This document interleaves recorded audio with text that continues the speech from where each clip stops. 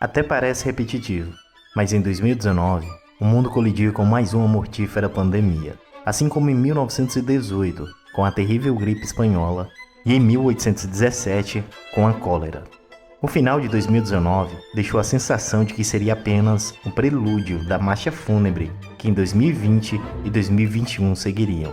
No Brasil, a trágica marca de 4.000 mortes diárias trouxe a lamentável confirmação que essa seria a pior crise sanitária e hospitalar que o Brasil já enfrentara, assim como a doença que assolou a humanidade por mais de 3.000 anos, a varíola. A Covid-19 deixou a angustiante sensação de que teremos que conviver com esse vírus que só se permite ser domado com uma campanha severa de vacinação.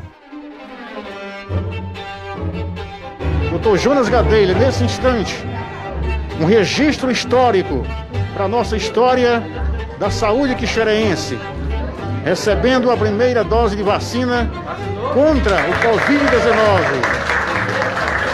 Que Deus possa lhe abençoar, Dr. Jonas, e tenha o reconhecimento dos demais profissionais. Com um esforço imenso, a comunidade científica lançou cordas espessas sobre o cavalo galopante. Eram as rédeas da ciência, oferecendo esperanças de imunização ainda em 2020.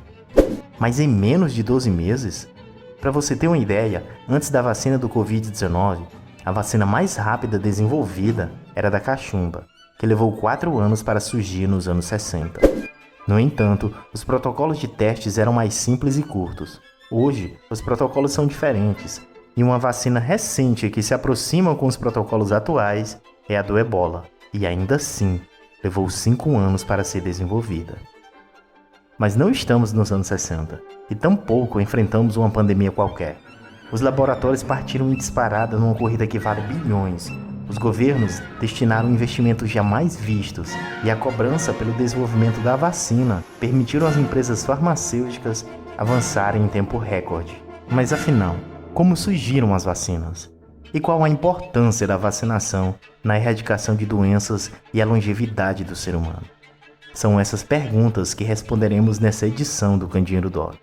Se você gosta do nosso trabalho, deixe o seu gostei. É o termômetro que temos para medir se estamos indo no caminho certo. E se você quer mais conteúdos como esse, clica nesse botão vermelho e se inscreve em nosso canal. É o nosso convite para uma caminhada desafiante, que é compartilhar conhecimento.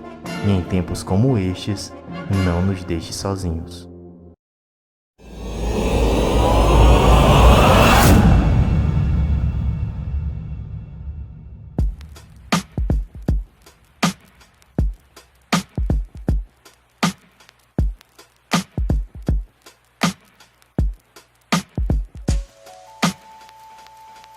Há exatamente 42 anos, 1979, a Organização Mundial da Saúde, por meio da Comissão Global de Certificação de Erradicação da Varíola, declarou oficialmente que esta enfermidade infecto-contagiosa, que representou grave ameaça à saúde pública até meados do século passado, estava erradicada do mundo.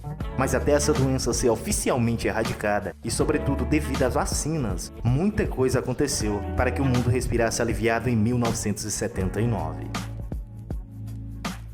Os primeiros vestígios do uso de um procedimento que se assemelha a uma vacina, como efeito imunizante, surgiram no século X, na China, usada justamente no combate à varíola.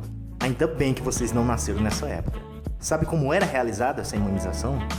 Os chineses simplesmente trituravam cascas de feridas provocadas pela doença e assopravam pó com o vírus morto sobre o rosto das pessoas.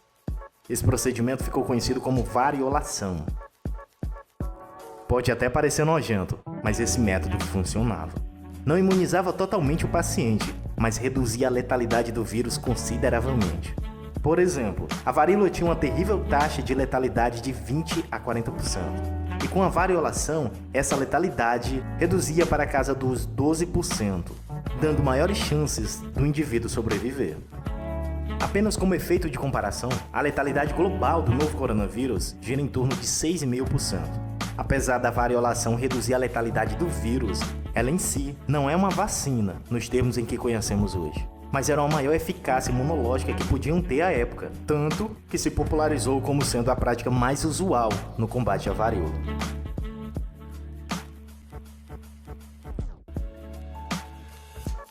Mas se a variolação não é considerada propriamente uma vacina, como surgiu a vacinação como conhecemos hoje? O médico e cientista Edward Jenner, precisamente em 1796, quando decidiu pôr à prova a teoria popular de que trabalhadores da zona rural que lidavam com um gado não pegavam varíola, pois já haviam tido a varíola bovina, de menor impacto no corpo humano. Edward Jenner observou que as mulheres que ordenhavam vacas feriam levemente as mãos. Provavelmente daí, elas contraíam uma versão mais suave da doença. Observando isso, ele conduziu sua primeira experiência com James Phipps, um menino de 8 anos que Jenner inoculou usando pus das bolhas das mãos de Sarah, uma leiteira que adquiriu a varíola bovina através do contato com um gado. O menino teve um pouco de febre e algumas lesões, mas não desenvolvendo a infecção da varíola completa e tendo uma recuperação rápida. A partir daí, Jenner pegou o líquido da ferida de outro paciente com varíola e novamente expôs o garoto ao material. Semanas depois, James não desenvolveu a varíola. Estava descoberta assim a propriedade de imunização. E é por isso que a palavra vacina deriva de vaca. Em 1803, o governo britânico promoveu a primeira campanha de vacinação gratuita. O método se espalhou pelo mundo e logo chegou no Brasil, precisamente na Bahia em 1804, trazida pelas mãos do Marquês de Barbacena. Foi ele também a primeira pessoa no Brasil a receber uma dose. Quer saber o nome dele? Então acompanha aí. Marechal Felisberto Caldeira Brant Pontes de Oliveira Horta. Eita, nominho graúdo. E você sabe como essa imunização chegava no Brasil? Pelos navios negreiros. Eles contaminavam os escravos com a varíola bovina, colocavam esses escravos nesses navios, que daí passavam para outros escravos e daí espalhava. Era literalmente imunização de rebanho. Lembrando que a vacinação era feita com uma lanceta e não com uma agulha como é inoculada hoje. O procedimento era uma escarificação, ou seja, arranhavam, rasgavam a pele das vítimas. Era um procedimento desconfortável, inclusive podendo até levar o paciente a óbito em raros casos. Mas obviamente, o risco era infinitamente menor do que a doença em si.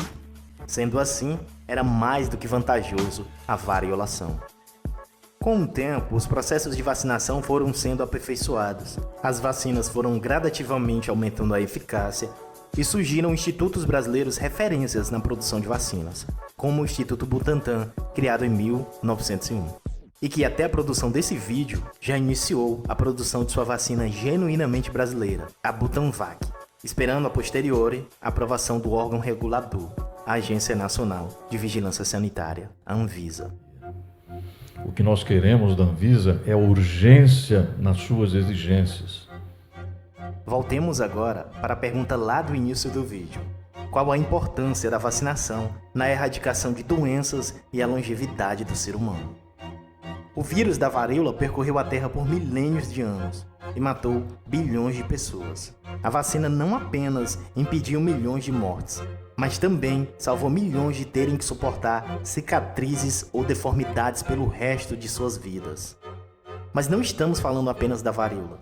As vacinas foram determinantes para a erradicação da poliomielite, no combate ao sarampo, rubéola, difteria, chegando até a zerar casos apenas pelo invejável Programa Nacional de Imunização, que costumava ser referência para o mundo.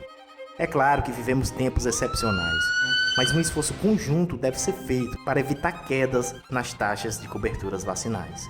Não tem outra solução. É vacinar. Não se enfrenta um vírus com valentia, achismo, sorte, ignorância. Se enfrenta com a ciência. E a história já provou isso. E sendo assim, prefiro a ciência do que a prepotência. Este episódio aborda o tema de maneira superficial. Há muito mais a ser explorado. Mas no geral, é isso aí.